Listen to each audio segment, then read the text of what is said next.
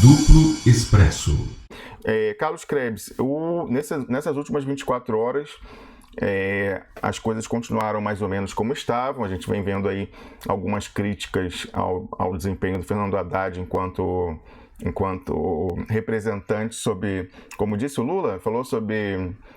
estágio probatório. Estágio probatório, exatamente. Não consolidado. Ontem, o site de extrema-direita, o Antagonista, colocou uma nota dizendo que é uma guerra aberta no PT e que o Fernando Haddad estaria trabalhando para os recursos do Lula no TSE não frutificarem, para ele ser derrotado, ele como advogado do presidente Lula, e dizendo que ele não aguenta mais as sabotagens à sua consolidação como candidato de fato, de verdade, pela presidente do PT, Gleisi Hoffmann. Eu, em geral, não mencionaria aqui o Antagonista, você que está do outro lado sabe disso, nunca falei. Mas nesse caso específico, eu falo por quê? Porque quem deu essa notícia primeiro, de que a defesa estava sabotando o Lula, fomos nós aqui.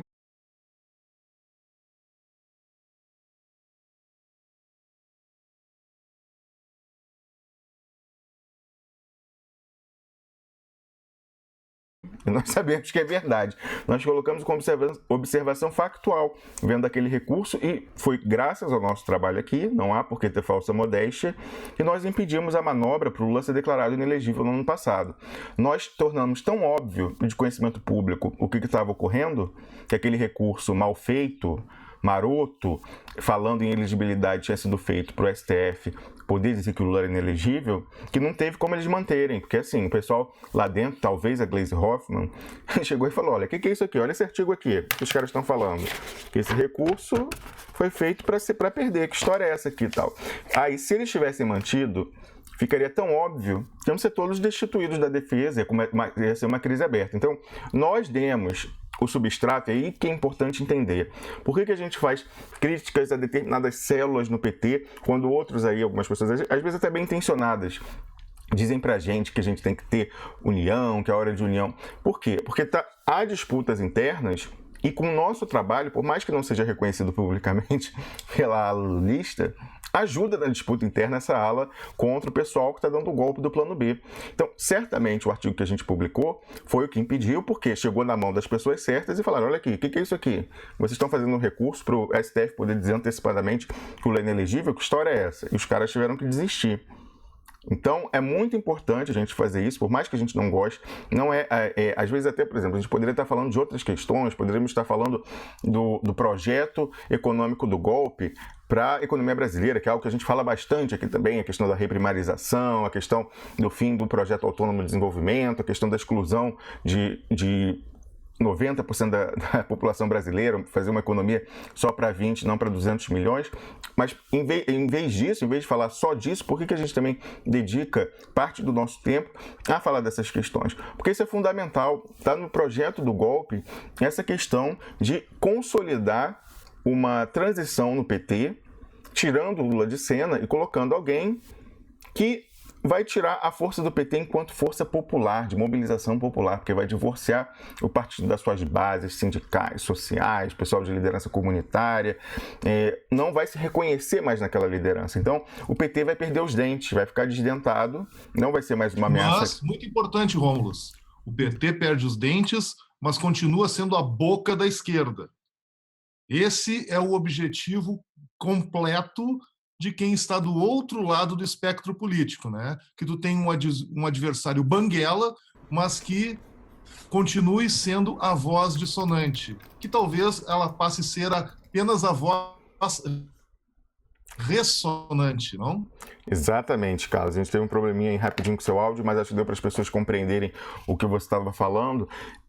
Então é por isso que a gente precisa prestar muita atenção para isso. O projeto do golpe não se limita a manter o poder, se limita também a retirar todas as chances de oposição, enfraquecer as chances de resistência. Então, por isso que essa candidatura está colocada. Se ele for confirmado como plano B, Carlos Krebs, o Fernando Haddad, que está longe de ser o caso, porque ele fez muita besteira enquanto teve aí. Há, por exemplo, ele ontem, eu vou achar o vídeo e vou colocar aqui daqui a pouco. O Paulão já deve estar chegando daqui a 3 minutos, então vou comentar, não dá tempo de eu colocar o vídeo, mas na volta eu coloco o vídeo. Ele ontem deu uma entrevista, né, uma sabatina lá para aquele site Catraca Livre, que é importante que se diga, há muitos sites na esquerda brasileira, como o próprio Catraca Livre, que tem financiamento da Open Society, do George Soros, que é aquele movimento, enfim, aquele campo do mercado de opinião que patrocina ideias do globalismo progressista. Então, aquela história das pautas identitárias, aí fala, às vezes até de uma maneira muito vanguardista, assim, que, né, choca até o homem médio, como eu já botei aqui aquele exemplo do Quebrando o Tabu, que botou também a mesma coisa, mas falou, professora de yoga, dá aula sem absorvente íntimo e quebra um tabu estando menstruada, e mostra a mulher com uma calça branca fazendo uma posição daquela de yoga toda aberta, com sangue, toda ensanguentada, falando, isso quebrou um tabu. Será que quebrou um tabu, assim? Mas isso choca o homem médio, a mulher média, a pessoa normal, quando olha aquilo. Isso quer ser de esquerda? É defender que a mulher tem que ficar ensanguentada e não pode usar absorvente? Não, então peraí, o que é isso aí? E aí com isso você aliena os moderados da sociedade e o pessoal passa para o outro lado. Mostrei diversos exemplos no artigo que eu publiquei recentemente que tinham isso, aquela questão do turbante no carnaval, que deu muita discussão, falando de apropriação cultural. Apropriação cultural é uma coisa que existe, mas a questão é que, numa interpretação nível talibã, como foi feito por parte do movimento negro naquele carnaval de 2017 pela menina que estava sem cabelos porque tinha feito quimioterapia e usou um turbante, falando que ela não podia, porque era uma apropriação e turbante era só dos negros, ela não podia usar. Também choca a pessoa média, porque o Brasil é conhecido pela sua mestiçagem, pelo casamento de diversas culturas e uma pegando da outra. Então não é da nossa tradição essa radicalização. O problema da apropriação cultural é quando ela é feita para ridicularizar, para estereotipar, para fazer, por exemplo, piada. Quando a gente vê aquele velho humor brasileiro de bordão, que o pessoal se veste de preto para fazer, né, faz blackface, gente. No Brasil até hoje ainda tem gente fazendo blackface, né? Era como se fazia nos Estados Unidos, aqueles pintar a cara de preta nos Estados Unidos, atores brancos pintando de preto nos anos 20, 30. No Brasil isso, ainda o cantor de jazz, na Globo, no humor eles fazem, né, Carlos? O cantor de jazz americano era um exemplo clássico desse tipo de apropriação para estigmatizar. E no Brasil, nós temos na revista Tico Tico, a primeira revista em quadrinhos do Brasil, quando representavam um negro, representavam também um negro estereotipado. Ele nunca era um branco com um caucasiano com uma cor diferente. Ele era um bichinho. Era assim que era desenhado. Então, isso é apropriação. Exatamente. É quando você está diminuindo aquilo. Agora, quando essa menina usou um turbante, a primeira questão, o Carlos quer dizer que o turbante não é uma coisa própria da África subsaariana, não é exclusividade. Há diversas culturas, os sikhs na Índia, os homens com turbante, inclusive homens, há diversas sociedades que usam turbante. Então, essa história delas quererem tornar algo exclusivo, dizendo no Brasil só quem é negro pode usar turbante, já é bastante questionável porque vem de outras culturas também. Mas isso, como eu falo, mais importante de entrar no debate de mérito é a gente ver o todo da sociedade brasileira. Isso choca. Você dizer, olha, ser de esquerda é dizer que pessoas que não sejam negras não podem, mulheres que não sejam negras não podem usar turbante. A pessoa moderada, média, fica chocada com esse tipo de discurso radical e fica alienada, vira presa fácil para a direita. Mais uma vez. Coloquei outros exemplos lá dessa questão de LGBT. Quando vai aquela travesti e aparece na parada LGBT como Jesus crucificada, mais uma vez, você pode achar o máximo, mas o médio, o moderado da sociedade, ele olha aqui e ele fala, isso é uma provocação. É uma provocação. Ela sabe que é a oposição de grupos religiosos, ela está fazendo uma provocação. Então, mais uma vez, aliena e essa pessoa vai para o outro lado. Eu pergunto, depois daquela passeada com a travesti caracterizada de Jesus Cristo crucificado, aquilo foi bom ou foi ruim para o movimento, o avanço da pauta LGBT? Aquilo ali foi bom ou tornou alvo de ódio maior ainda? É isso, ela tanto tornou alvo de ódio que essa travesti foi agredida depois, levou porrada lá, ficou machucada, feio que logicamente nada justifica. Mas essa questão. Há outros também, eu mostrei aqui essa questão de ideologia de gênero. Um casal, né? Isso também choca a pessoa moderada média. Um casal, tem a matéria lá do UOL mostrando que eles falaram que. Como é que era a história? Que eles tiveram um filho, ou filha, não sabemos, deram o nome Mica, que era um nome neutro, para essa pessoa não ser influenciada, essa criança, se era homem ou mulher. E um dia vestiam de menino, um dia vestiam de menina. E levavam para a escola e diziam: não, nós não somos pais, nós somos cuidadores. Você, aí que está na vanguarda da vanguarda da vanguarda dessas questões, pode achar o máximo, mas a gente tem que olhar o todo da sociedade brasileira e pensar, isso aí, expondo isso, falar que ser de esquerda é defender isso nos ajuda em disputas majoritárias ou nos prejudica? Isso choca o moderado, o homem médio, de você falar, olha, nasceu menino, mas eu vou botar um dia como menino e menina, vou botar um nome neutro para ele decidir quando quiser se é menino ou menina. É problemático, a pessoa média falar, ser de esquerda é isso? Então eu não sou de esquerda. E aí vira uma presa fácil para a direita novamente. Então estava só para concluir, chamar o Paulão aí. E tem muitos sites no Brasil que avançam essa agenda ultra vanguardista, financiados pela Open Society do George Soros.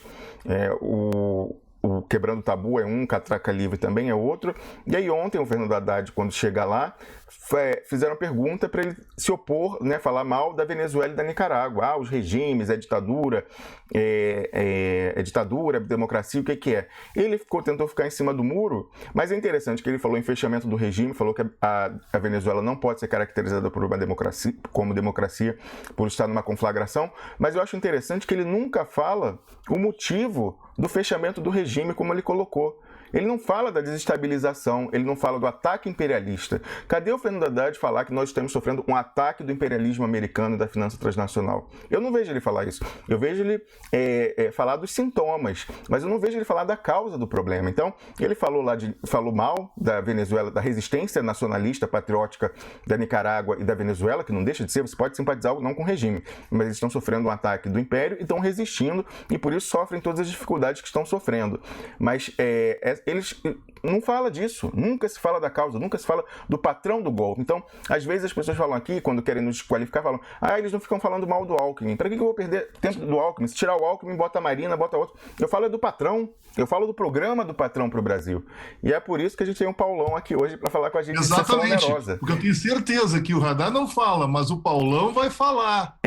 Exatamente. Quem é o responsável por isso? Exatamente. A gente tem o Paulo César Ribeiro Lima, especialista em Minas e Energias, que vai conversar com a gente aqui, falar de sessão onerosa, porque é isso, a gente está falando do programa. A gente também está sofrendo um ataque do imperialismo. É mais disfarçado, é mais dissimulado. Mas essa é a questão. E o Paulão tem se dedicado, estava aí semana passada, né, Paulão? Conseguiu aquela vitória lá no plenário do adiamento, e a gente quer saber como é que está essa luta, Paulão. Você fez um texto embasando aquele seu comentário, o comentário de hoje, explicando para a pessoa que não está familiarizada com isso, por que é tão problemática a sessão onerosa, por que ela é uma violação, por que não está na hora da Petrobras se desinvestir naquele local, já que ela fez todos os investimentos, está na hora, ela socializou, né, para o todo do Brasil o investimento, o custo, e agora vai privatizar o lucro. Tá tudo ali, tá em duploexpresso.com esse artigo, é importante que isso chegue a todo mundo para que os senadores sejam pressionados. Esse ano o Senado vai ser renovado em 2/3, então eles estão mais abertos a ouvir, e por isso mesmo que a gente tem que fazer mais pressão. Paulão, como é que está essa luta? Bom dia aí, bom dia, Ron, bom dia, Clésio, bom dia, Camila. Né? É um prazer estar aqui com vocês novamente. Né? Foi positivo, muito positivo a semana passada, né? Porque realmente não foi votado o PLC, o Projeto de Lei da Câmara 78. Né? Mas a gente precisa continuar aí muito, nós precisamos estar muito atentos aí, porque no final do mês aí a questão pode voltar com força, né? A gente está sabendo uma viagem, parece, ao exterior, né? Que o Temer vai fazer, parece que o Eunice também vai com ele. Essas viagens longas aí no avião, são conversas muito perigosas aí que podem ocorrer, né? Eu quero voltar aqui um pouquinho hoje aqui e quero voltar lá ao ano de 2010, quando a gente discutiu muito aqui o pré-sal e a própria cessão onerosa, né?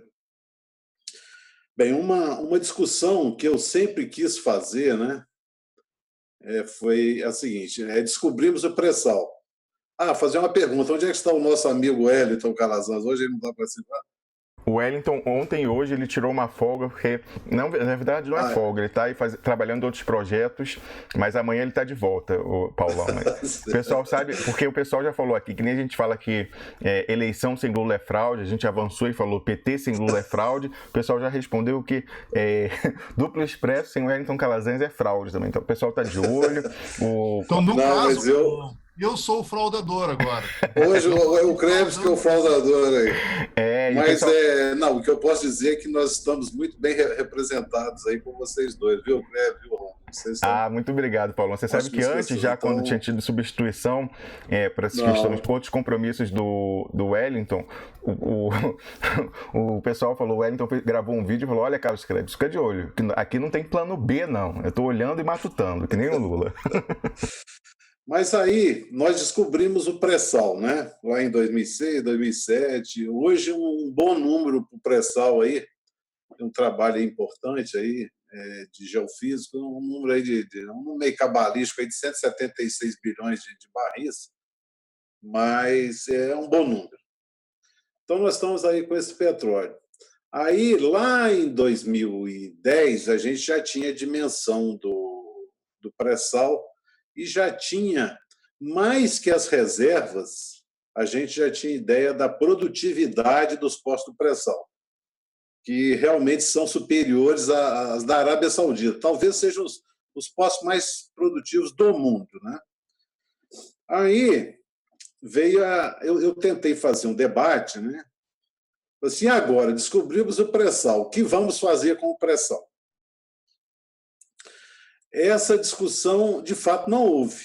Né? Não houve assim, o que vamos fazer, o ritmo de produção que nós temos, nós vamos produzir muito, nós vamos produzir pouco, nós vamos produzir só o suficiente para o nosso consumo, o Brasil vai ser um grande exportador de petróleo. Essa discussão assim, explícita não houve. Né? Eu vou adiantar aqui que eu tenho algumas divergências aqui na esquerda, né? Que eu sou muito da linha de produzir o pré-sal. Eu sou da linha soviética, da linha da Rússia, né? O que é a Rússia? A Rússia tem uma produção aí na faixa de 11 milhões de barris por dia, tem uma capacidade de refino de 6 milhões de barris por dia, metade, e tem um consumo de 3 milhões de barris por dia. Né? Eu não diria que a gente chegue a 11 milhões de barris por dia, mas que a gente chegue aí a 8 milhões de barris por dia com pré-sal, eu acho muito razoável. Mas qual é a nossa capacidade de refino, Paulão? Qual é a nossa capacidade no Brasil? Nossa capacidade de refino hoje é 2 milhões e pouquinho. E o nosso consumo, se a gente for pegar realmente tudo que a gente consome, se fosse computar tudo, a gente está na faixa aí de uns 3 milhões, né? Porque nós importamos muito derivados. Né? Então, a autossuficiência é difícil, porque o refino sempre tem uma limitação, né? Você produzir, por exemplo, GLP, produzir nafta, mas, ou seja, nós estamos muito longe da autossuficiência no refino e somos exportadores de petróleo. Então, o nosso quadro é muito ruim. Eu vejo o quadro brasileiro Paulão, muito depois ruim. Eu vou querer fazer uma pergunta para você sobre isso, porque eu analisei o programa que o Fernando Haddad preparou, né, o programa Haddad, que colocaram o nome fantasia e o nome Lula, mas é tão verdadeiro quanto aquela máscara de papel, em que não se fala em retomada do que as estrangeiras levaram do pré-sal durante o golpe. Tem a manutenção daquela questão que você tanto critica aqui, de manutenção de preços internacionais para derivados de petróleo. Eles falam expressamente isso lá, que tem que ser mantido. Vão acabar com reajuste diário, mas vai ser o quê? Mês a mês, bimestral, continua isso. E você falava agora do refino, e por isso eu me lembrei, ele falou aí já durante a campanha que quer fazer uma PPP, parceria público-privada, para terminar as obras das super-refinarias do Comperj de Abreu e Lima, que seriam as que nos aproximariam da autossuficiência. Evidentemente, PPP nesse momento é para desnacionalizar, porque as empreiteiras estão falidas pela Lava Jato. Então, nenhum investidor estrangeiro vai entrar no Comperj ou no Abreu e Lima para não praticar preço internacional. Então, é mais uma maneira de amarrar o Brasil a essa história de preços internacionais de derivados. Então, depois a gente conversa sobre isso também, mas continua, por favor. Mas a gente também precisa entender que a gente tem uma restrição, né, de investimentos, né? A Petrobras, e aqui eu faço um elogio ao José Sérgio Gabrielli, ela teve uma visão estratégica na gestão do José Sérgio Gabrielli. Os investimentos em refino foram muito altos, né? Nós estamos com o Comperj aí mais de 80% de realização física. Tem lá o primeiro trem da Abreu e Lima já entrou em operação e falta o segundo. Mas nós tivemos um problema, e se houve visão estratégica, faltou gestão, né? A gente teve problema muito sério de gestão na Petrobras, principalmente com o senhor Paulo Roberto Costa, né? E os problemas de gestão ali foram sérios. E, de fato, os investimentos, nós tivemos muito problema de superfaturamento, contratos muito mal elaborados, obras mal executadas, né? Tivemos problemas seríssimos aí, né? Mas, se você tem problema de gestão, você tenta corrigir a gestão, né? E não paralisar o investimento, como foi feito já no governo Dilma, né? Quem paralisou o Comperj foi o governo Dilma, já na gestão da Graça Foster. Obrigado, Paulão. Bom dia para você. Conversamos aqui com Paulo César Ribeiro Lima, ele que é uma autoridade em Minas Energia, como eu disse aqui, é uma das pessoas, se não a pessoa que tem mais patentes feitas, e quando trabalhava aí décadas na Petrobras, os benefícios ficaram para a Petrobras, mas o nome dele está registrado como um inventor de tecnologias usadas aí para o progresso brasileiro. É um privilégio tê-lo aqui toda semana comentando com a gente temas de extrema relevância para o desenvolvimento do Brasil. E como nós dissemos, esse é o nosso compromisso aqui com esse espaço, ter essa honestidade intelectual de observar pontos que nós erramos para que nós possamos no futuro corrigir, e principalmente nesse momento dramático, Carlos Krebs, que é de mudança paradigmática do Brasil. Se a gente realmente não conseguir derrotar o golpe nesse ano, o curso do Brasil não tem mais como ser revertido para onde a gente estaria se conseguirmos derrotar. Pode ser que lá na frente a gente deixe as condições menos ruins? Pode ser. Agora, da maneira que nós sonhamos, esse Brasil inclusivo, Brasil soberano, altivo, com projeto de desenvolvimento autônomo, realmente, nesse momento, se nós formos derrotados nesse ano, não conseguiremos. A luta é inadiável. Uma pessoa que entende também que a luta desse ano é inadiável é o Gustavo Galvão, nosso comentarista de economia, que vai vir aqui falar com a gente sobre o que está acontecendo na Turquia. É um assunto que não está muito bem coberto no Brasil, a gente vê apenas reprodução do que sai em agência internacional, que todas elas têm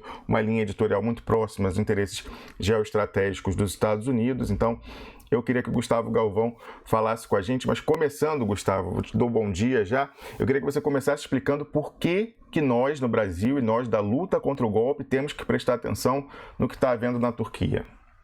Bom dia, Rômulus. Bom dia, Carlos. Bom dia, bom dia. Aí, ouvintes do Duplo Expresso. Então, o que está acontecendo na Turquia é um terremoto, né, econômico, né, financeiro, né, e um terremoto geopolítico que pode estar mudando vir a mudar uma situação, um posicionamento fundamental para o Ocidente, na Turquia, que já está há mais de quase 200 anos, a Turquia associada a interesses europeus contra interesses da Rússia e de outras potências da Eurásia, né? A Turquia, desde a primeira tomada da Crimeia, né, no final do século XVIII, pela Rússia, ela passa a ser uma inimiga da Rússia e ela foi fundamental na Guerra da Crimeia, no meados do século XIX, que a Inglaterra derrotou a Inglaterra junto com uma aliança de muitos estados europeus, derrotaram a Rússia, o plano de expansão na Rússia nos Balcãs, né? A tentativa, né, da Rússia conseguir conseguir acesso a um mar quente, né, que eles falam que é um mar que não fica bloqueado no inverno. Então, isso, a Turquia, o que está acontecendo hoje, essa semana na Turquia, pode mudar essa posição geoestratégica da Turquia, que já dura quase 200 anos, né? E se a Turquia está tendo um ataque cambial muito grave na Turquia, a moeda turca já caiu 50% esse ano, sendo que 40% foi na última semana, né? E engraçado é que o Erdogan, né, o atual presidente da Turquia, que está no comando do país há 16 anos, primeiramente como primeiro-ministro e agora como presidente, que ele fez agora uma reforma, uma grande reforma política no país, e instituiu um presidencialismo que, nas aparências, pelo menos, parece com o modelo francês gaullista, né? Só que eu acredito que é até mais forte do que, com o presidencialismo mais forte até do que na França, que foi na França até o início desse século XX, né? Então mas o que está acontecendo é muito grave. Tanto é que o dólar subiu no Brasil, a Argentina teve que aumentar a taxa de juros dela em 45%, para 45%, e você teve a Itália, o presidente da Itália já está com medo de um ataque à Itália, que aos títulos públicos italianos, e o mundo emergente todo está sendo atacado, as moedas de vários países. Ô Gustavo, essa questão então, como você colocou, a gente tem que prestar atenção nisso, é uma mudança muito importante, você colocou de 200 anos, de uma posição geoestratégica de 200 anos, mas por que a Turquia virou alvo dos Estados Unidos? E aí isso relaciona a gente, o Brasil também se tornou alvo, caiu, né, conseguiram derrubar, pela tensão, a mudança em geopolítica, essa questão dos falcões americanos, numa escalada das tensões com as potências da Eurásia, a China e a Rússia. Nós fomos o primeiro peão a cair e agora eles estão indo para cima da Turquia, que era do lado deles, mas aí eles tentaram dar um golpe, o pessoal ficou esperto, já foi tentar ajuda no outro lado e agora seguem com essa campanha de desestabilização, tentando impulsionar de repente uma mudança de regime. A gente já estava consolidado quando o Erdogan teve uma vitória consagradora na eleição, a gente achou que ele estava resolvido, que eles iam parar, mas não, na sequência eles foram e atacaram. Então, explica pra gente o que está acontecendo na Turquia, Gustavo. Logo depois da guerra, os turcos são seduzidos, né, a entrar na OTAN. E eles entram na OTAN e uma coisa interessante também do Kemal é o seguinte, ele proíbe todos os tipos de relacionamento do Estado turco com religião muçulmana. Então, você tem o exército fica líder desse processo de laicização, né, de tornar a sociedade, o Estado laico, né? E esse processo ele muda exatamente com o Erdogan.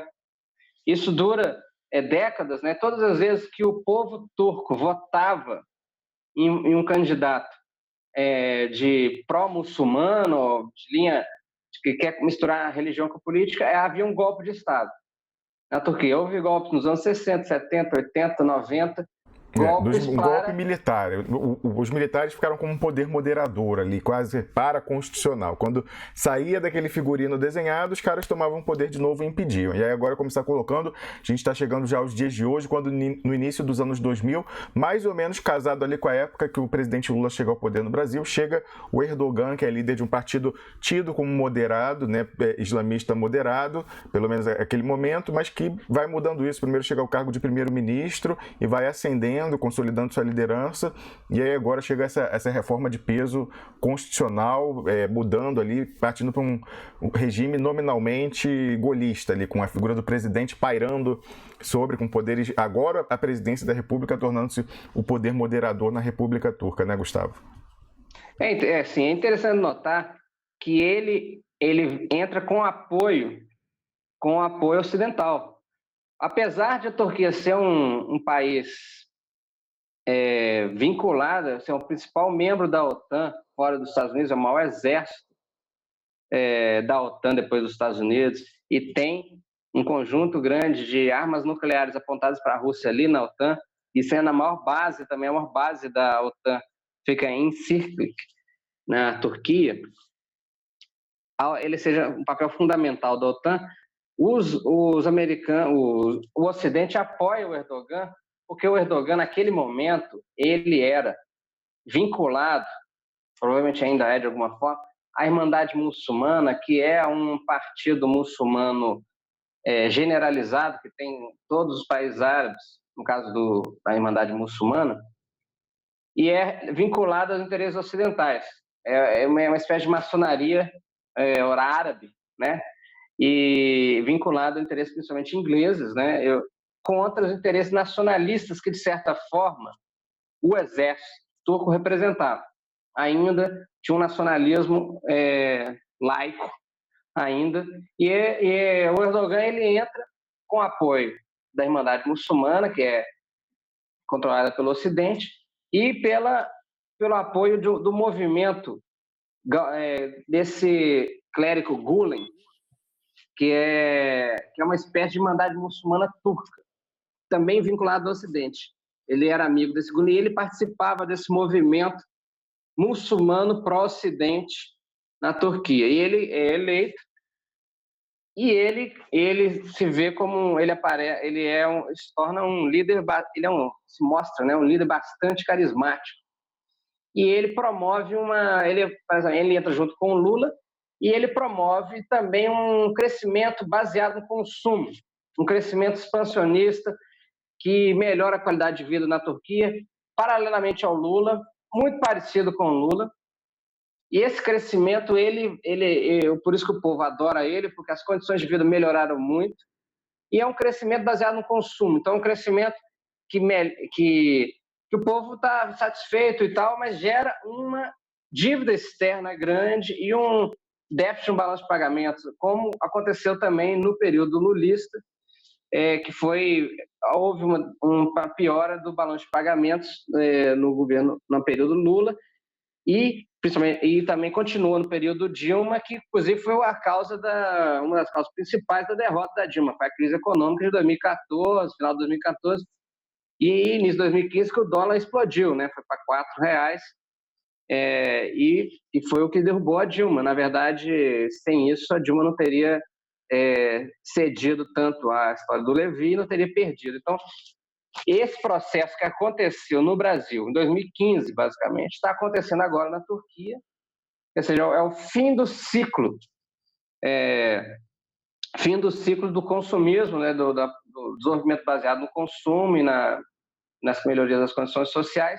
Esse fim de ciclo que aconteceu no Brasil em 2015 está acontecendo hoje, agora em 2018, na Turquia. Em ambos os casos, também, apesar de ter já uma vulnerabilidade muito grande da Turquia, ambos os casos é empurrado pelos interesses ocidentais, né? Que o Brasil havia interesse, vamos dizer, ocidentais, da OTAN, os Estados Unidos, etc., em derrubar o governo do PT, os governos do PT, e havia também agora o interesse de derrubar. A partir daquele momento, começa a haver um acordo entre russos e turcos, e, na verdade, aí o Putin retira as sanções comerciais e pouco tempo depois, há uma tentativa de golpe militar contra o Erdogan. E o Erdogan consegue dar a Lembrando, volta. Gustavo, que o golpe saiu muitos, né, um golpe militar, muitos dos efetivos que tentaram essa tentativa é ótimo aqui, formularam essa tentativa de golpe, vieram da base da OTAN. E isso ali que o Erdogan não esquece, porque certamente os outros membros da OTAN, quem está ali é uma base internacional, tem diversas pessoas, e os Estados Unidos, como principal membro da OTAN, avalizaram aquela tentativa de golpe. Então ali ele vê que ele estava vendido, mesmo porque ele tinha sido já avisado pelo Vladimir Putin, que não é bobo nem nada, viu a oportunidade de trazer ele para sua órbita e falou: olha, você vai sofrer um golpe aí, fica preparado para dar um contragolpe fulminante. E deu um contragolpe fulminante com os militares e também na parte judicial do país, né? Exatamente. Essa irmandade desse clérigo, que é o Fethullah Gulen, que é um clérigo radicado nos Estados Unidos, que era aliado do Erdogan, era tão abrangente, era uma espécie de maçonaria, era tão abrangente no Estado turco que o Erdogan teve que prender 2.000 juízes, ou destituir 2.000 juízes, muitos militares, policiais, muita gente, acho que teve, eu não sei se foi 20.000 presos, etc., como contra-ataque, né, do Erdogan ao golpe. Então, assim, foi realmente um contra-ataque massivo, né? E ele pediu para os Estados Unidos, né, desde aquela época, ele pede para os Estados Unidos para extraditar esse Fethullah Gulen. E isso virou um princípio assim, de disputa com os Estados Unidos grande. E eles acabam prendendo nessa disputa um pastor americano, pastor evangélico americano, que a justiça turca acusa ele de terrorismo e espionagem e conspiração durante esse período, esse golpe de 2016. E toda essa confusão que está acontecendo agora na Turquia decorre que a Turquia estava caminhando, assim, estava lá com a economia mais ou menos funcionando até a quinta-feira da semana passada. Na quarta-feira, só pulou aquela questão importante, Gustavo. Aí a gente teve esse ano a eleição.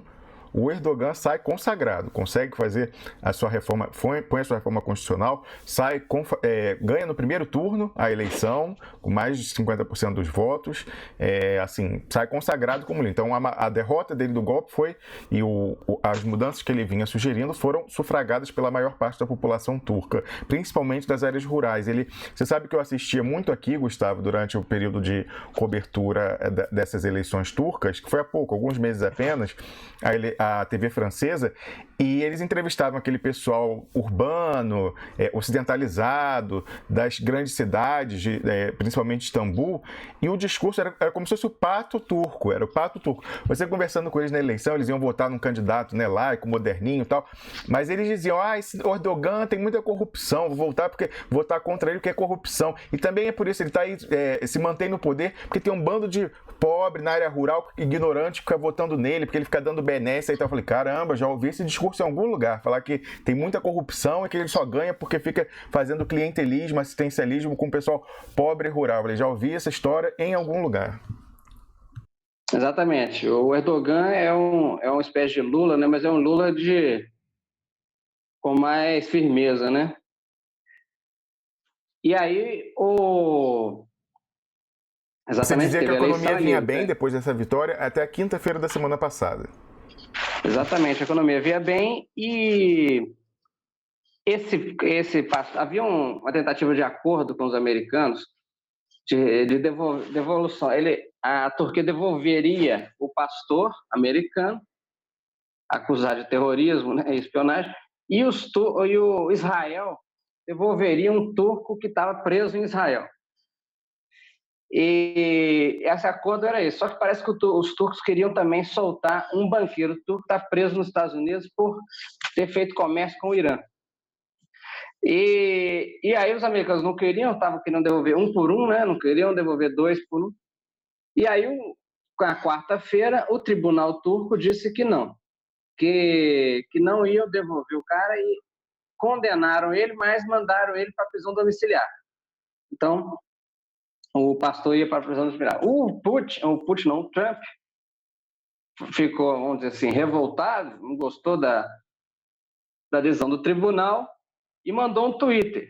Não, isso é inadmissível e nós vamos fazer uma sanção comercial, vamos dobrar a tarifa na importação de aço e alumínio turco.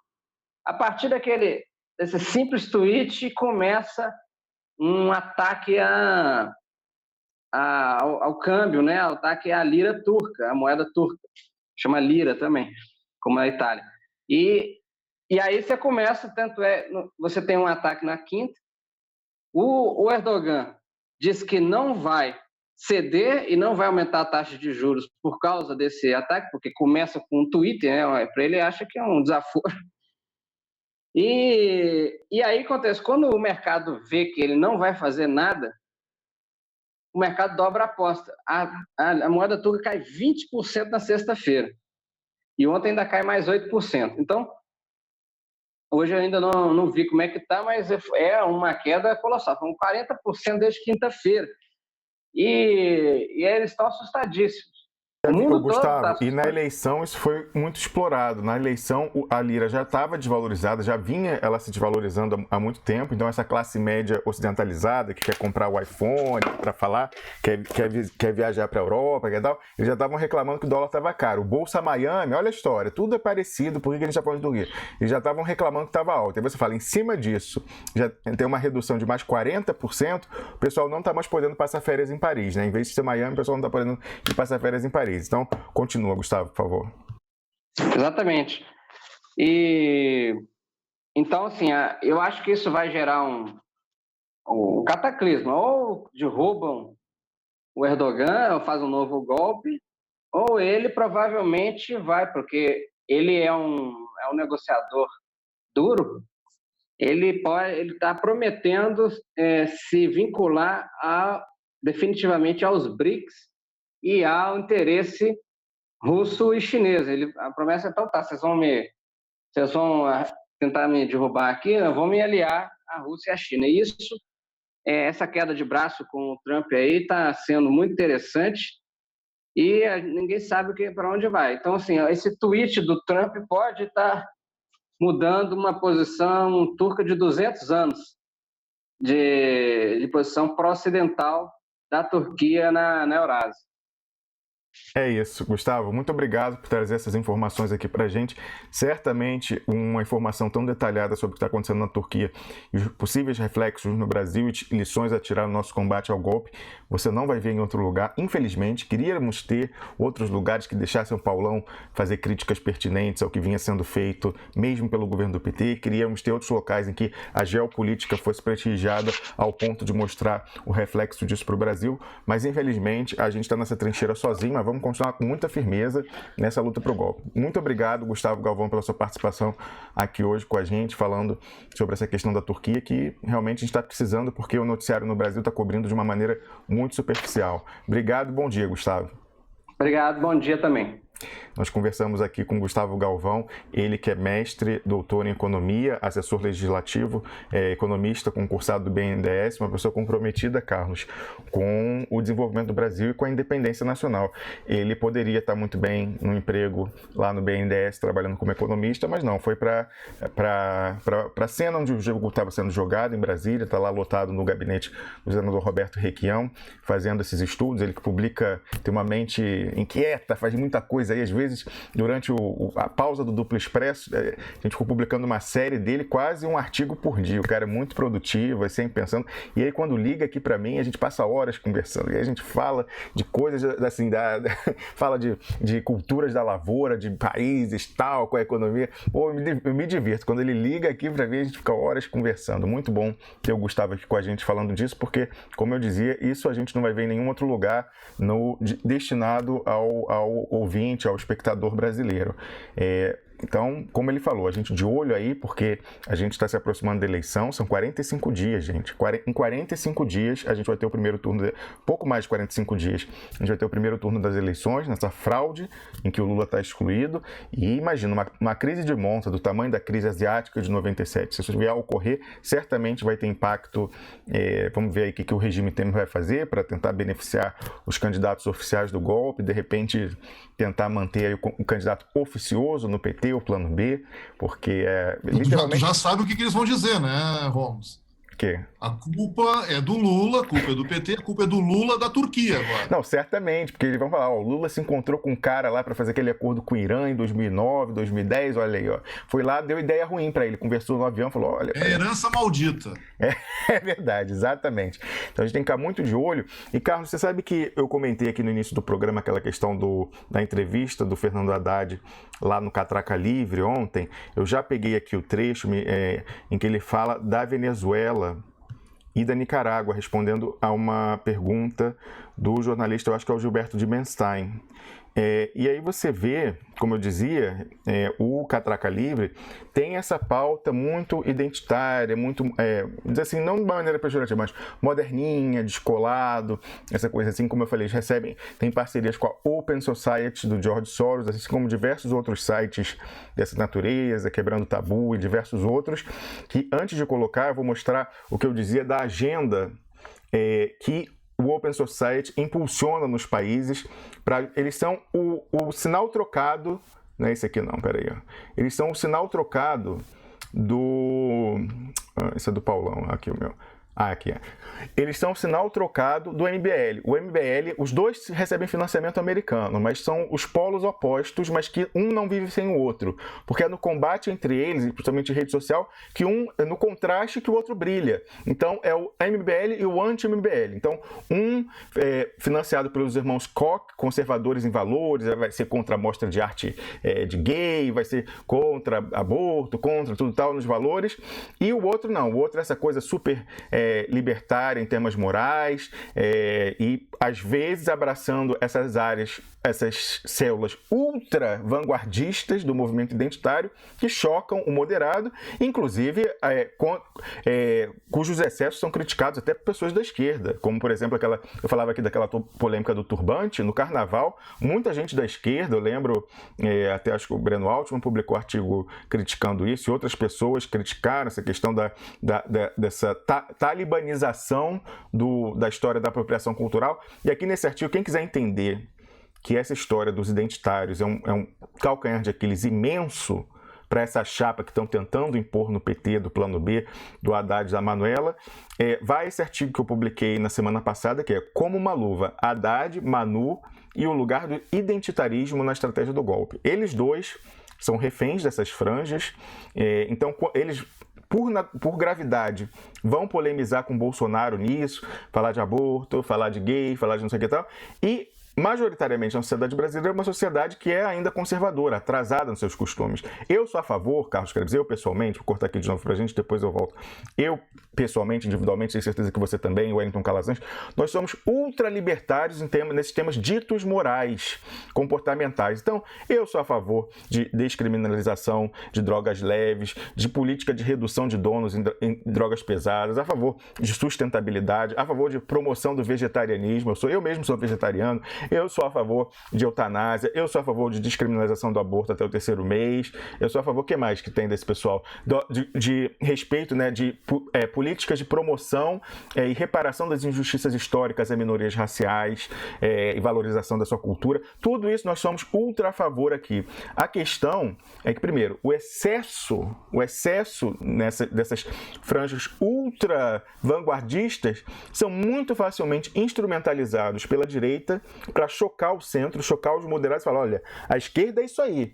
E aí eu vou voltar aqui para o artigo para mostrar alguns exemplos apenas adversos, que eu citava aqui, dos excessos identitários, dos quais a Manuela Dávila e o Fernando Haddad são reféns, porque prestigiaram isso. Então, se eles se pronunciarem contrariamente a isso, as suas bases que estão com eles vão ficar revoltadas, eles têm que ficar andando em cima de uma navalha, porque realmente é muito complicado. Olha lá. O primeiro que eu coloquei, eu tinha mencionado já aqui, essa da instrutora, Catraca Livre, o próprio Catraca Livre, que entrevistou o Haddad, como a gente vai ver daqui a pouco. Instrutora de yoga, dá aula sem absorvente e quebra tabu. Quebra tabu, ela, ali, como eu estou mostrando, uma roupa branca, toda aberta, ensanguentada. Isso é um tabu que precisa ser quebrado? Até, você sabe, eu falava assim, é uma coisa, tem essa história de dizer que usar o absorvente é imposição do machismo ocidental. Não é verdade. Você sabe que indígenas, pessoas de sociedades caçadoras-coletoras, as mulheres pegam penas de pássaro e colocam como absorvente íntimo, porque sangue no mato, você deixar um rastro de sangue, é para o predador, a onça, vir te pegar. Então, até do ponto de vista biológico, lá na origem, a mulher já de alguma maneira controlava esse fluxo ali de sangue, porque era um risco até. Então, isso aí, essa história de dizer que é uma imposição ocidental, do machismo e tal, não está nem tecnicamente, cientificamente correta. Aí na sequência aqui, como eu coloquei aquela foto da travesti caracterizada como Jesus Cristo numa parada do orgulho LGBT em São Paulo, depois ela foi inclusive agredida, e eu pergunto, você pode estar achando o máximo, mas isso que foi visto como uma provocação ou até uma agressão pelas pessoas dessa fé, isso melhorou ou piorou a luta LGBT? Aumentou ou diminuiu o ódio aos LGBTs de uma maneira geral no Brasil? O fato dela ter sido espancada dias depois, semanas depois, mostra que o que ela fez, é a minha interpretação, e eu acredito que isso é prova cabal disso, que aumentou o ódio em relação ao LGBT. Facilita um pastor chegar na igreja e mostrar essa imagem lá para os feios, lá, olha esse pessoal aqui, o que ele quer fazer, os que eles querem fazer com a nossa fé e tal. Então, deu de graça, assim, deu de graça um pleonasmo, mas assim, deu um argumento gratuitamente para as pessoas radicais chegarem lá, até a pessoa moderada evangélica, que estava assim, não, eu na minha, eles vai olhar isso e falar, não, esse pessoal está querendo provocar, está querendo vir para cima de mim, pegando um símbolo que é caro a mim e fazendo isso com que eu não concordo. Então, isso certamente piorou. Aí a gente vai na sequência aqui, aquela história do turbante no carnaval. Esse é um artigo que saiu lá no Intercept. O Intercept também é muito ligado a essas pautas identitárias, também tem financiamento externo lá do bilionário ligado à CIA, lá que criou o eBay e é dono do PayPal.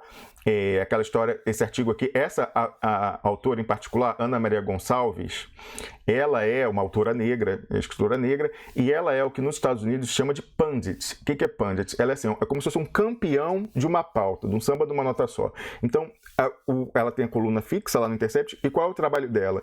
Ela vê o noticiário que se passou na última semana, e ela vai tentar pescar ali, de qualquer forma nesse noticiário o que ela pode escrever em cima, trazendo essa temática negra, não sei o que tal. E aí, no caso, essa foi assim, presente para ela, a história da polêmica do turbante no carnaval, e ela escreveu esse artigo aqui que realmente, desculpa, mas assim, a argumentação não se sustenta. Ela resgata toda a questão do passado de sofrimento negro, que a gente sabe, eu concordo com a reparação, mas isso em nenhum momento explica por que uma pessoa branca não pode usar o turbante, mesmo porque, como eu falei aqui, não é algo exclusivo da África subsaariana. Então ela escreve bem, tá bonito, resgata o sofrimento negro. Ela diz ali que só quem pode usar turbante é quem sofreu a escravidão, porque aquilo está associado ao sofrimento negro, então só quem sofreu pode usar. Essa questão talibã de apropriação cultural também choca o homem médio, assim, a pessoa média na sociedade, a mulher fala, não, eu porque sou branca nunca vou poder usar um turbante na minha vida. A gente perde todos os moderados e todos os centristas com esse tipo de excesso dessas franjas. É preciso não generalizar. O movimento identitário tem muita gente, como eu posso dizer assim, não, além de pragmática, pessoas que têm bom senso, eu vou dizer, tem a maioria, e a franca maioria. Agora, tem essas franjas ultra radicalizadas cujos excessos são facilmente explorados pela direita, como nesse caso do turbante. E aí o último que eu mencionei foi aquele caso aqui que está aqui no Universa, do UOL, que também é dedicado a essa coisa de LGBT, etc. Aí dizendo, nome neutro não basta para uma criação sem estereótipos de gênero. Essa mãe aqui é uma pessoa especialista em educação, então, dessa maneira mais avançada, digamos, né? Pelo menos se pinta-se assim. E aí ela fala, Mica, essa é a criança. Você vê que ela tem a criança, né? Vou falar a criança. Eu não sei se é menino ou menina, né? Ninguém sabe pela matéria. Mica coloca um cabelo assim, curto, mas grandinho, então você não sabe, é uma menina, é um menino, tá com os cachinhos ali. Aí olha o texto, Mica tem 2 anos e apenas os cuidadores, como seus pais biológicos preferem ser tratados. Os pais não são chamados de pai ou mãe, cuidador A, cuidador B, para ser neutro, né? E a criança apenas os pais, Mica tem 2 anos e apenas os cuidadores, como seus pais biológicos preferem ser tratados, e a criança sabem o seu sexo biológico. Um dia, Mica sai com um vestido rosa, cheio de babados, e no seguinte, com um bermudão azul.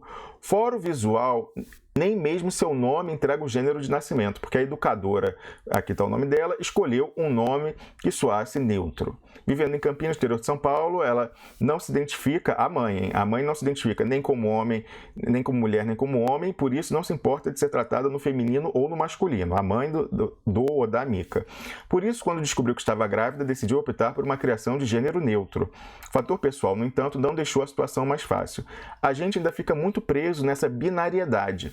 Tanto que quando vi o sexo na ultrassonografia, comecei a pensar em nomes para a criança vinculado a um gênero. Olha isso, ela se culpando porque quando ela viu no ultrassom se tinha um pintinho ou se tinha uma vagina, que ela começou a pensar Maria, no caso de ter uma vagina, ou porque tinha um pintinho, começou a falar, não, Pedro, João. Ela se culpando, que ela acha isso errado, entendeu? Que ela viu no ultrassom o genital e aí falou, eu devo...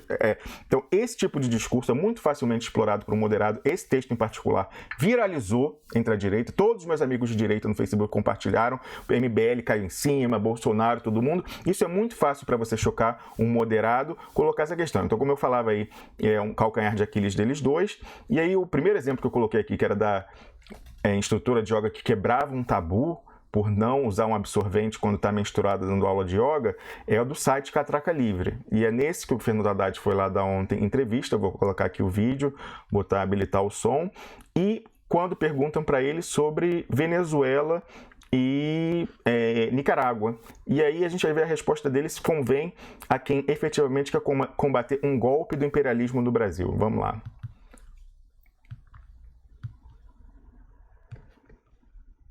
Na questão de relações exteriores, porque uma das críticas mais contundentes e corretas que se fazem em relação ao Bolsonaro é a falta de convicção que ele tem em relação à democracia. Porque a vida toda ele colocou, nunca foi um valor para ele a democracia. Não seria uma posição longe do desejável, para dizer o mínimo,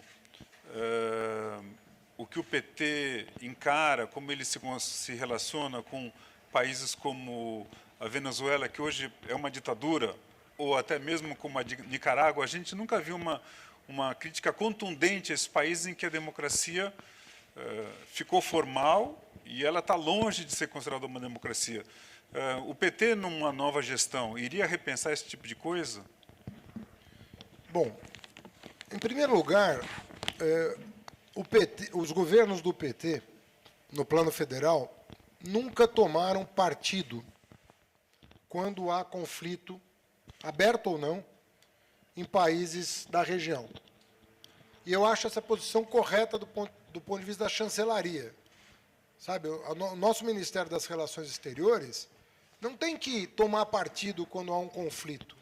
Esses países que você mencionou, eles estão à beira de uma guerra civil. Na Nicarágua, nós tivemos mais de 400 mortos. Né? Então, você já não está numa situação normal. Você está numa situação de conflito aberto. Aqui na Venezuela também houve muitos mortos. E, na Venezuela, a tradição golpista se impôs, de parte a parte. Você não tem estabilidade institucional na Venezuela. Tentaram dar o golpe no Chávez, que tentou dar o golpe para chegar ao poder, depois sofreu um golpe, se manteve fechando o regime. Bom, aquilo lá, se o Brasil quiser ajudar, eu acho que ele não deve tomar lado. Eu acho que ele deve reconhecer o estado de conflito aberto. Mas você o que acha? Você acha que lá é uma democracia ou uma ditadura na Venezuela e na Nicarágua? Quando você está em conflito aberto, como você está lá, você não pode caracterizar como uma democracia uma situação de conflito aberto. A sociedade não está conseguindo, por meios institucionais, chegar a um denominador comum. Vem cá, a imprensa você chama uma eleição, você não consegue realizar. Chama o boicote. Aí não reconhece o resultado. Como é que você vai chegar? Qual é o papel do Brasil? Ao invés de dizer que o Capriles é melhor que o Maduro, ou que o Chávez é melhor que o... O papel do Brasil é fazer o que o Lula fazia muito bem. O Lula organizava o debate interno. Como amigo da Venezuela, como amigo da Colômbia, como amigo da Bolívia. Nem quando a Bolívia cometeu a insanidade de cercar uma refinaria da Petrobras, nem nessa circunstância extrema, o Lula, como se diz no jargão, o que sofreu muita crítica, né? Achavam que tinha que ter invadido Não, teve editorial dizendo, agora é hora do cacete, um negócio baixo até, né? Agora é hora da porrada, uma coisa...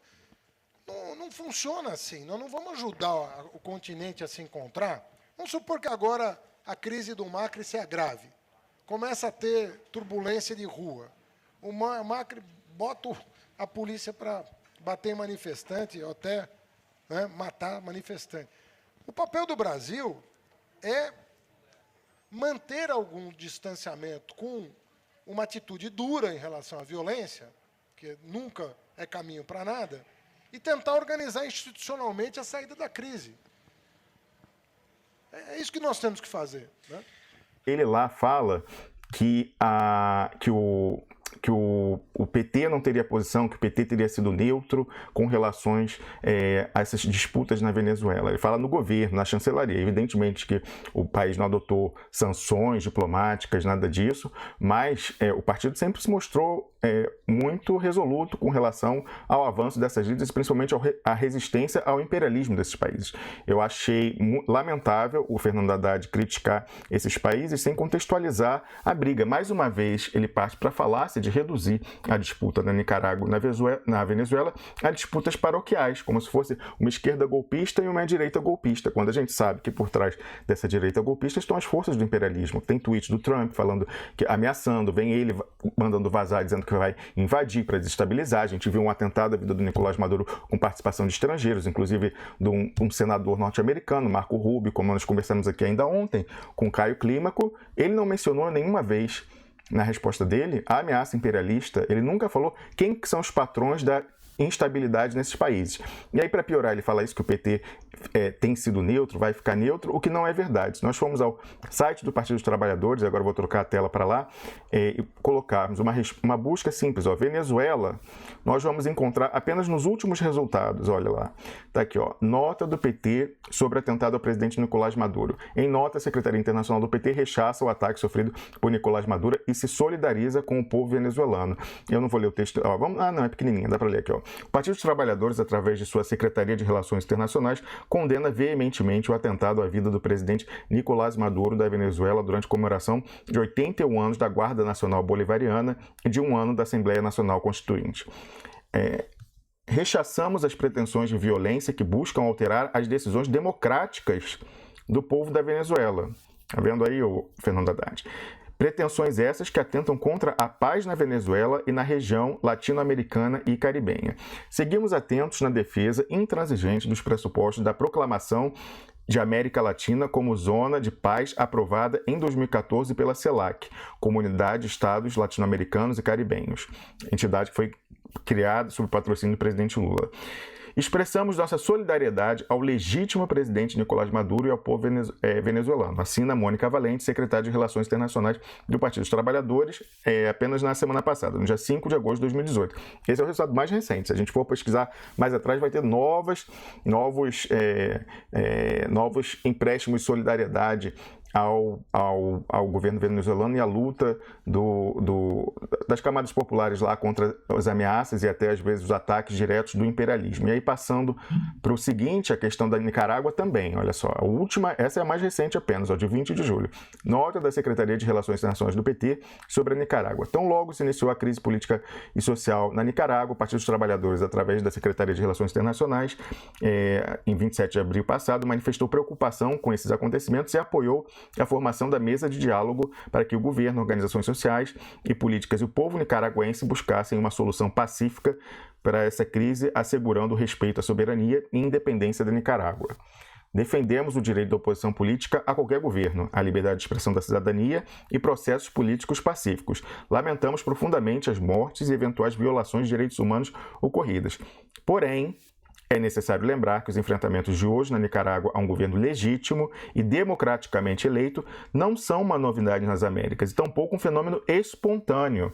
Já houve questionamentos violentos a governos do campo progressista antes, como as situações semelhantes na Venezuela em 2002, depois na Bolívia, com ameaças de secessão no país, e em Honduras, no Paraguai e mais recentemente no Brasil, onde houve um golpe parlamentar, jurídico e midiático. Em todas elas foi visível a presença de interesses estranhos à maioria das populações destes países, características semelhantes da aplicação dos chamados golpes brandos. Na Nicarágua existe uma institucionalidade democrática estabelecida e que deve ser respeitada. Cabe ao seu governo e aos grupos de oposição preservá-la para assegurar que a segurança e os interesses da população sejam garantidos e que as divergências sejam resolvidas politicamente. Aí continua, não vou ler todo, tem mais algumas coisas aqui falando das instituições, os foros internacionais para que podem ser levados. E por último, eu queria lembrar aqui uma frase do presidente Lula, de 2005. O presidente Lula falou o seguinte, ele dizendo que ele é neutro com relação à Venezuela, Lula falou, na Venezuela tem excesso de democracia, que eles têm eleição quase todo ano, e continua sendo assim, mesmo depois da morte do Hugo Chávez, tem eleição chamada quase todo ano. Então Lula achou que tinha democracia até demais na Venezuela. Mas o Fernando Haddad, ontem, quando foi lá questionado pelos seus amigos lá, globalistas dessa onda libertária, lá do Cataca Livre, esse pessoal que ataca sempre a Venezuela, chama de ditadura. Uma das pessoas próximas, inclusive, à campanha do Fernando Haddad, que é o Matias Alencastro, que é filho do Luiz Felipe Alencastro, aquele historiador que dava aula na Sorbonne, ele é muito crítico, ele escreve artigos na página de opinião da Folha, sempre critica o posicionamento do PT com relação à Venezuela, dizendo que o PT tinha que dizer que era uma ditadura, que era um regime, sempre questionando. Da última vez, quando a senadora Gleisi Hoffmann se solidarizou, alguns meses atrás, com relação a isso, fez um texto duro contra a senadora Gleisi Hoffmann por hipotecar o seu apoio e solidariedade do Partido dos Trabalhadores, em nome do Partido dos Trabalhadores, ao governo Nicolás Maduro quando sofre ataques, mas essas pessoas que orbitam em torno do Haddad, como nós vimos o próprio, não consideram a Venezuela um país democrático, ou tampouco a Nicarágua, está falando aí em conflagração, mas o que me espanta sempre, Carlos Krebs, é querer reduzir isso a uma briga paroquial entre golpista de direita e golpista de esquerda e esquecer o pano de fundo, o contrário do que nós fazemos aqui no Duplo Expresso. Trouxemos o Gustavo Galvão para falar aqui de Turquia hoje, falou como os Estados Unidos estão desestabilizando o regime lá. Da mesma forma, Nicarágua idem. A Nicarágua, você sabe que é uma espinha cravada na garganta dos Estados Unidos. É uma guerra civil em que eles intervieram e perderam. Começou lá o processo sandinista em 79, eles financiavam os contras de uma maneira clandestina, havia uma lei nos Estados Unidos que dizia que os Estados Unidos não poderiam se meter naquela guerra, e aí no governo Reagan, foi um dos maiores escândalos, se não o maior escândalo do governo Reagan, que é o caso Irã-Contra. O que eles fizeram? Venderam para poder dar dinheiro para os Contra na Nicarágua.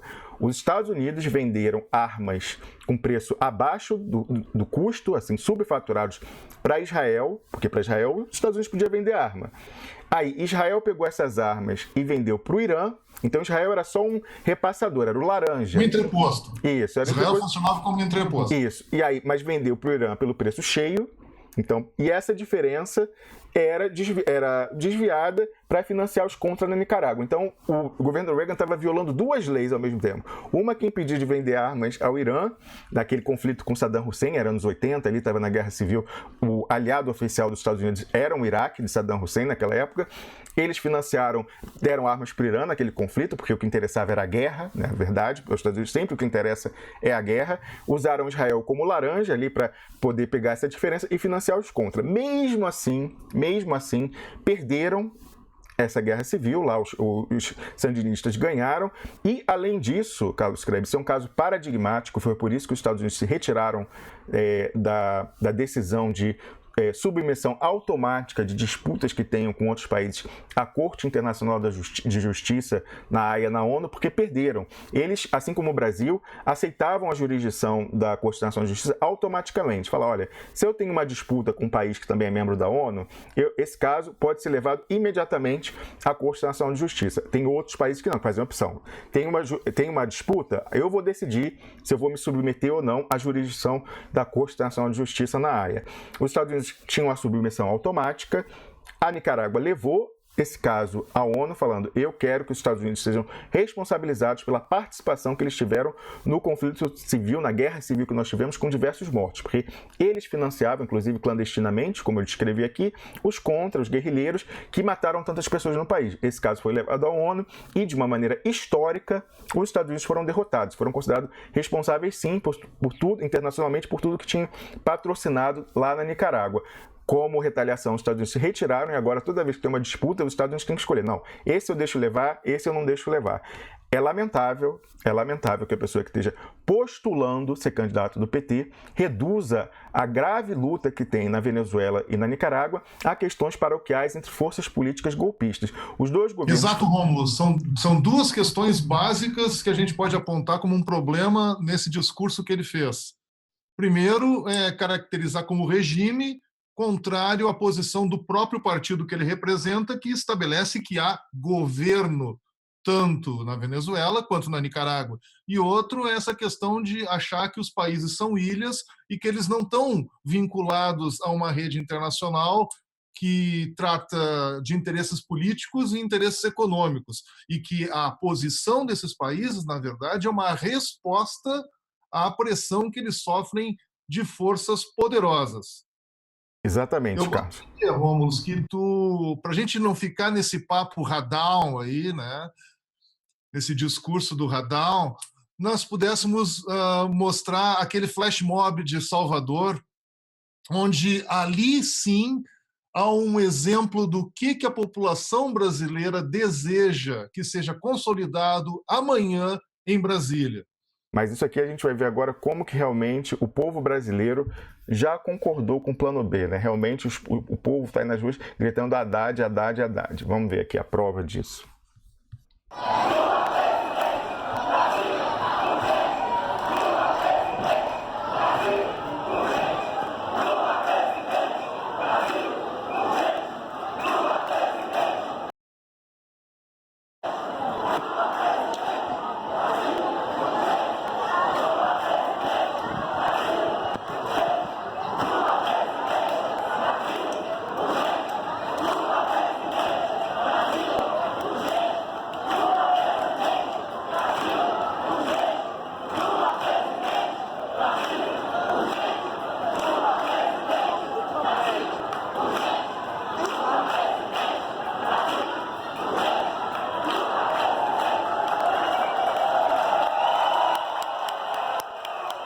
O vídeo continua um pouco, mas eu acho que já dá uma ideia para a gente ver que o povo espontaneamente está organizando a sua resistência em nome do presidente Lula.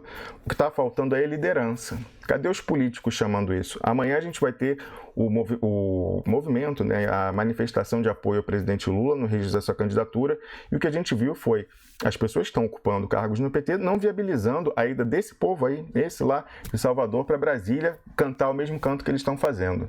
Não houve, o PT não viabilizou caravanas, não alugou ônibus para o eleitorado popular ir lá. É muito fácil o Fernando Haddad gravar um vídeo no Facebook e chamando as pessoas para irem lá e não disponibilizar os meios. A gente sabendo que o eleitorado do Lula é o eleitorado popular, esse que precisaria de apoio para ir até lá expressar a sua luta política. Para piorar, além de ser um discurso descasado das ações, né, falar na rede social para fazer o seu álibi de apoio ao Lula, ao seu cliente que ele está prejudicando enquanto advogado, e, na verdade, não disponibilizar os meios para as pessoas irem lá mostrar a força do presidente Lula e a sua fidelidade ao presidente Lula, porque não convém, isso é o plano B.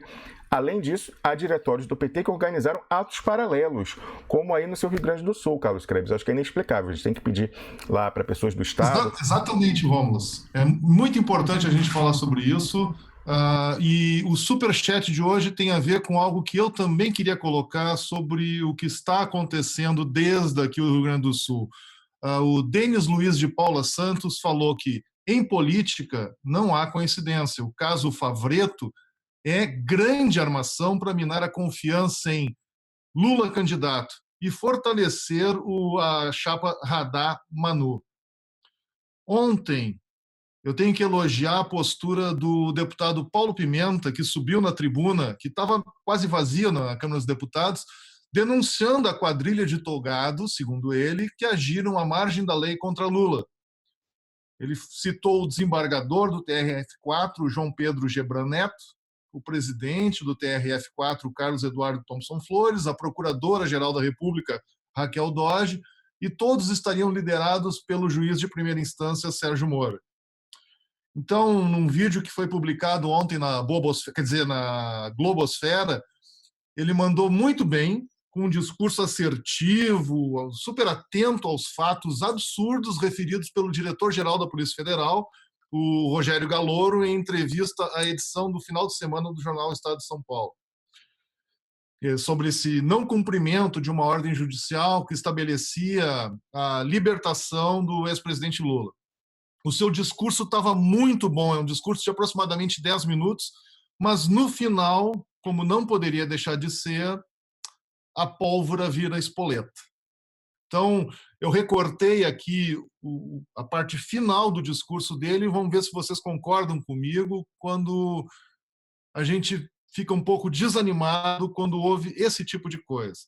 Abre aspas. É por isso que nós iremos representar contra cada um deles no Conselho Nacional de Justiça. Vamos pedir a convocação nessa casa, na Câmara dos Deputados, do ministro Jungmann e da senhora Raquel Dodge. Vamos representaremos contra essa senhora. E eu pergunto a vossas excelências, onde nós representaremos contra a Procuradora-Geral da República? A própria é a presidente do Conselho Nacional do Ministério Público. Talvez tenhamos que relatar os fatos diretamente aos juízes da Suprema Corte. Aí eu faço um corte, né? É aquele momento onde se acredita que as instituições estão funcionando. Voltando. Representaremos contra os juízes da Suprema Corte para que investiguem a quadrilha togada, para quem pode, neste país, investir contra uma quadrilha de toga que faz um assalto à Constituição Federal. Aqui um novo corte para lembrar do antigo filósofo baiano que já previra isso numa música, onde ele dizia: ei, Al Capone, vê se te orienta. Assim, dessa maneira, nego, Chicago não aguenta. Trocando-se, é claro, Chicago por Brasília para não perder o sentido. E finalizando, ele diz que trata-se de um fato extremamente grave, uma quadrilha de togados que precisa ser investigada e responsabilizada por seus crimes. Por favor. Por favor. Mas será que essa história do gerúndio nas ações não vai passar para o presente do indicativo? Quando é que a gente vai ter uma ação concreta? Essa história de vamos fazer, temos que fazer, temos que levar. Vamos dizer assim, ó, eu fiz isso hoje, representei, porque isso, porque aquilo. Não é dizer que vai fazer, que vai acontecer. Eu sei que ele tinha que sair correndo da Câmara para ir para receber o Adolfo Pérez Esquivel na marcha da Coluna Prestes, que está chegando em Brasília. Mas acho que tem coisas mais importantes do que continuar fazendo vídeos para a campanha eleitoral. Tu não acha, Romulo? Certamente, Carlos Krebs. A gente aqui batizou esse tipo de ação de telecat, é uma ação aí midiática para aparecer para as pessoas que estão fazendo alguma coisa, mas é sempre muito coreografado, muito espalhafato, muita capa colorida, purpurina, mas na hora do resultado já está pré-combinado e contra o nosso lado, contra os interesses do presidente Lula. Isso veio se reafirmando seguidamente aqui e o corolário disso é ele hoje está preso e está quase não podendo disputar a eleição. Se fosse por esse pessoal aí que está encarregado da defesa dele, até o principal beneficiário, que é o Fernando Haddad, que é seu advogado, diz que está especialmente empenhado na defesa da candidatura no TSE, o que é uma piada, conflito de interesse gritante. Se dependesse deles, o presidente Lula já estaria descartado. Como a gente colocou aqui ontem no artigo que publicamos no domingo, o mercado está longe de considerar o presidente Lula carta fora do baralho, não vai ser a gente que vai fazer isso. A gente viu como o povo está se manifestando lá em Salvador, em diversos outros lugares. A Camila Govedice me disse aqui também agora que alguns diretórios do PT disponibilizaram ônibus para levar manifestantes amanhã em Brasília, no dia 15. Se você está em Brasília, o próximo, eu peço a você, em nome pessoal e também em nome institucional do Duplo Expresso, por favor, vá lá amanhã. O embaixador Samuel Pinheiro Guimarães disse que pretende estar lá Vou até confirmar com ele amanhã no ar, quando ele fizer seu comentário semanal, se ele vai conseguir estar lá de fato, porque ele estava em viagem, estava em trânsito, não sei se ele já regressou a Brasília, mas esperamos que ele esteja lá nos representando, o patrono representando o programa. É muito importante que esse ato amanhã seja, apesar da sabotagem, apesar de terem feito um roteiro em que a passeata não chega ao STF, que evidentemente deveria ser, porque o golpe é com o STF com tudo, é lá que está sendo decidido, é o topo da pirâmide da justiça eleitoral e é onde tem que ser discutida a questão da prisão da segunda instância para nós tirarmos o presidente Lula desse sequestro. Então é muito importante, se você tem os meios, que você possa ir amanhã mostrar essa solidariedade ao povo brasileiro na figura, na pessoa do presidente Lula. Da mesma forma, se você está num diretório, se você faz parte de algum diretório do PT, busque saber se foram disponibilizados os meios para você ir a Brasília como você quer fazer. Se não foi, faça saber, denuncie isso, porque a gente tem que saber quem é quem na briga desse ano. Sun Tzu, o general chinês, cuja sabedoria milenar aí vem iluminando pessoas em todos os tipos de disputa, inclusive a política, ficou muito na moda nos anos 90, entre executivos para as disputas comerciais entre empresas, aquela arte da guerra do Sun Tzu. Ele fala, se você conhece a si, as suas forças, quem é efetivamente seu amigo, e não conhece o adversário, para cada vitória você vai ter uma derrota. Se você conhece quem é o seu amigo e conhece quem é verdadeiramente seu inimigo, você vai vencer todas as batalhas. Agora, se você não conhece a si nem o inimigo, não sabe quem de verdade é seu amigo e quem é inimigo, você vai perder todas, não há maneira. Então, está muito claro, você que é dos diretórios do PT Brasil afora, verifique se houve mobilização efetiva para mandar gente para Brasília, como essas pessoas aí de Salvador, ou se o pessoal está ou não organizando nada, ou fazendo ato paralelo, como estão fazendo no Rio Grande do Sul. É uma boa amostra para a gente saber quem é quem na defesa efetiva do presidente Lula e não está fazendo telequete, luta simulada, como mostrou aí o Carlos Krebs com a fala dos deputados com relação a essas revelações gravíssimas do que a quadrilha vem fazendo para manter o Lula preso, violando leis. A gente já sabia disso, mas agora tem uma prova a mais que não é devidamente explorada. Carlos Krebs... Eu reforço, Rômulo.